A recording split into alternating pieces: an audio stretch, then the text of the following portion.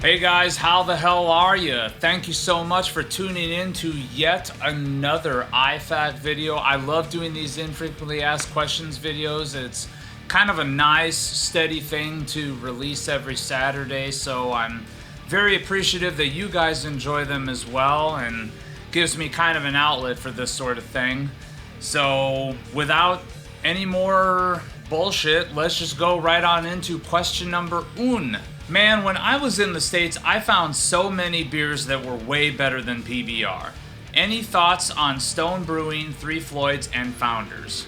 So this is in relation to a question that I answered on a previous infrequently asked questions, where I was being asked what my top 5 off of the shelf brews are.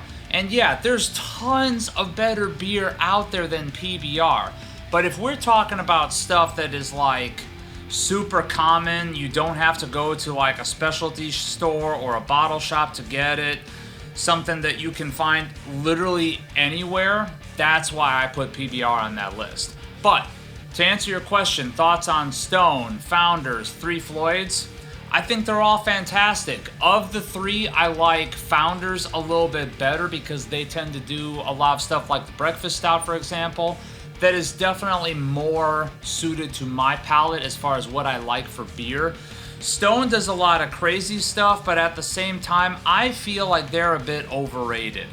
I do feel like it's good, I just don't feel like it's nearly as awesome as a lot of people make them out to be. Still a damn good brewery though.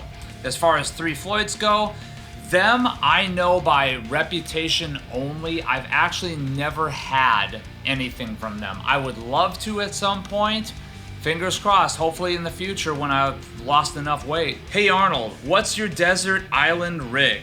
Ooh, this is a great question. So my desert island rig would probably be some sort of boat with a motor and enough fuel to get me at least several hundred miles out so that I can at least maybe get into a current. Hopefully also with a cooler packed with snacks and with beverages as well. You know, gotta survive out there. Maybe also would be great is if I had a fishing rod, something with strong enough test and a strong enough rod and reel that can withstand the pressures of fishing out on the open ocean. Yeah, that's what I would consider a desert island rig. Something to get me off that fucking island because I can't plug in any guitar equipment. Hey man, would you be able to go through your tattoos and the stories behind them if there are any? So, I mean, I can go through a few tattoos, but honestly, there's not really any story behind any of it. It's all just stuff that I thought, hey, that seems really, really cool and I'd like to have that. I've never really gotten any sort of tattoos that have any sort of real sentimental meaning, to be honest with you. So I definitely want to. I really, really want to get Chuck Schuldiner on one of my shins, but that requires a lot of money that I don't have, especially if I'm gonna go to a portraiture artist who's any good. But honestly, let's see, what do I even want to talk about? I think probably the best thing I can talk about is actually my left arm. So, because both of these artists are fantastic. There are two artists here. The piece is kind of blended together at this point. The forearm is Benoit from Deluxe Tattoo in Chicago. He drew out the majority of this previous to my visit, but then on the second visit, he did this face right here, kind of freehand, so that it would match up with what he had already done. Besides that, though, after I moved out to the Bay Area, just kind of bumming around looking for a tattoo artist, and I came across this guy, Aaron Davis. He's bounced around between a few different shops since I've known him, but at one point I stumbled upon him when I was in a shop in Redwood City, California, and he looked at my arm and he's like, dude, that's a Benoit. I'm like, wow, you know exactly who the artist is. That's cool. He's like, yeah, dude, I think he does some of the most awesome, amazing biorec stuff ever. And he called it by Benoit's actual title. He called it biorec, which is what Ben himself has dubbed this, because it's not a straight up biomechanical like we see from a lot of other artists. He calls this biorec for his particular brand of doing it. But Aaron was like, dude, I would love to finish that sleeve. Please let me finish that sleeve. So we kind of worked out something a little bit, and I paid him a few visits, and he made my arm look as fucking good as it does, and I'm very appreciative to both those guys, Benoit and Aaron Davis, for my left arm. Looks absolutely fantastic. Hey Arnold, what is your opinion on Yamaha guitars? Especially the vintage ones that were made at the Matsumoku factory in Japan.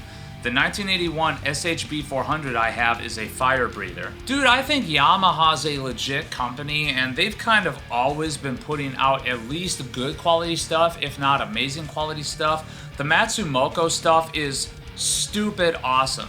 I haven't gotten my hands on a Yamaha that's Matsumoku built, but I have gotten my hands on several Aria Pros that have been made at the Matsumoku factory, and fantastic, like utterly amazing guitar production, if you ask me. More recently, I think that Yamaha has been putting out some great stuff. I would love to actually get some on this channel, but I mean, like stuff like the Revstar and like the Pacifica stuff. I've always dug the Pacifica models, but it's like so rare that they actually have any that have all the features that I want, i.e. Floyd, humbucker in the bridge, that sort of thing.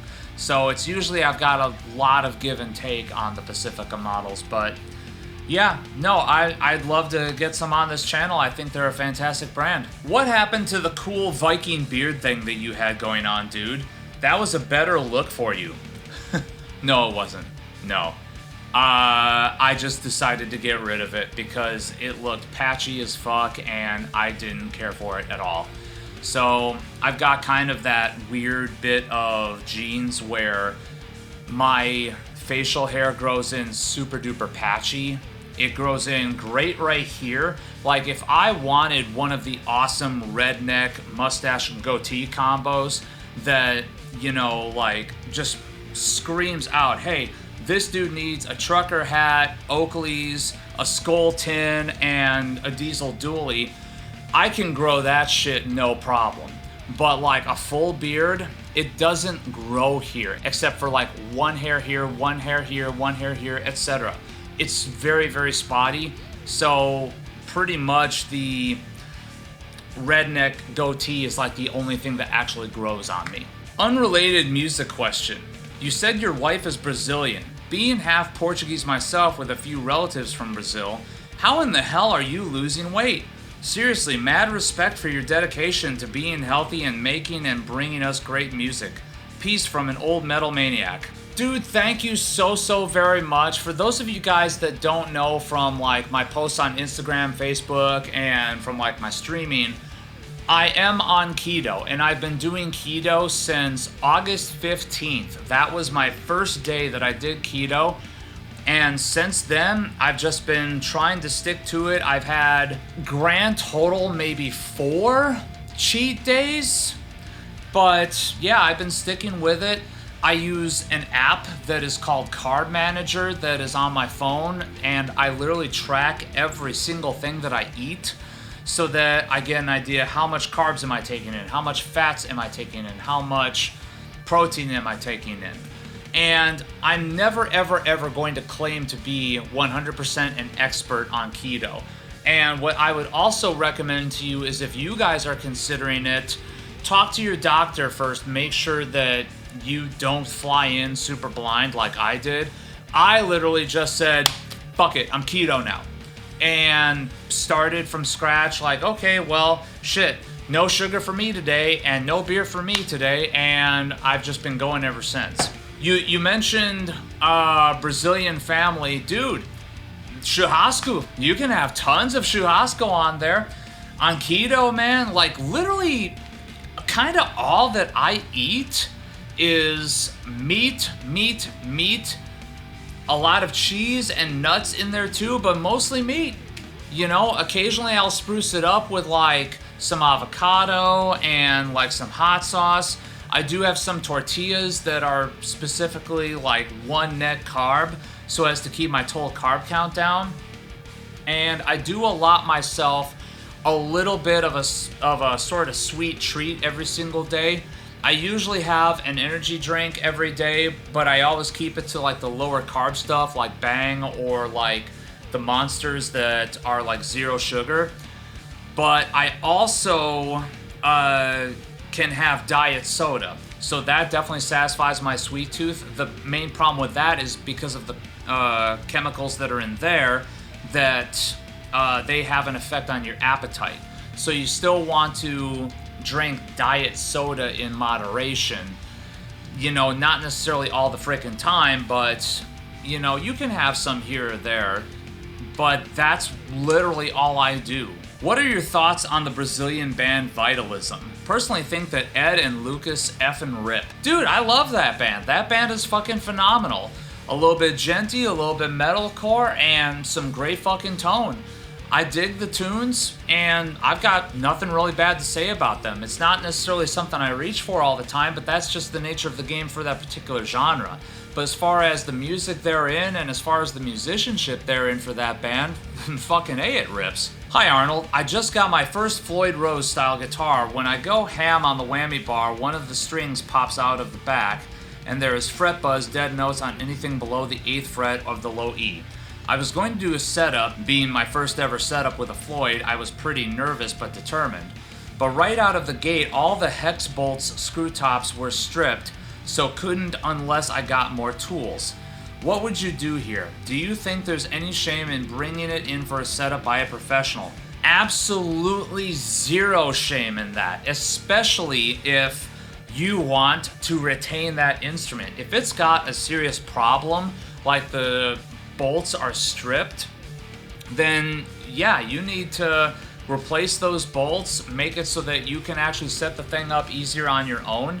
And if that means you need to take it into a professional, by all means. And I've kind of joked about the necessity of learning how to do a setup and how it's just as essential as what a lot of comedians talk about. Like, if you're a dude, you gotta know how to change your oil. But like, if you're a guitar player, I think doing any sort of basic setup on whatever instrument you've got is something you should know how to do. However, if something comes in the way of that is beyond your technical skill set, it's okay to ask for help. This is not just related to guitar maintenance, this is related to life in general. If you don't know how to do something, if it's beyond your skill set, if it's beyond your capabilities with your tools, whatever, bring in help so that you can get it done. What's up, Skinny? Dude, that's fucking rad. I love that I'm getting that instead of the fucking fat jokes. And now it's time for this week's Troll of the Week. And this guy, ooh, he has got some serious, like, inferiority complex shit going on. So I really hope he gets the help he needs. Let's just get right on into this. So if Arnold is a good boy, I'll teach him minor chords and the major and minor scales. Guitar playing consists of more than chugging. Okay. What I am going to say might trigger some of you, but that's okay, because this is one of those instances where I still speak the truth. Guitar playing is, to the individual player, what satisfies that individual player. Firstly, with regards to major, minor scales, minor chords, major chords, seventh chords, augmented chords, diminished chords, I have taken music theory. I actually do know quite a bit of that shit. Alright, I've taken classical guitar lessons. I know my way around the circle of fifths, and I can, like, if you were to ask me, could you hang with, like, Adam Neely? Fuck no, I can't. Could you hang with Rick Beato? Fuck no, I can't.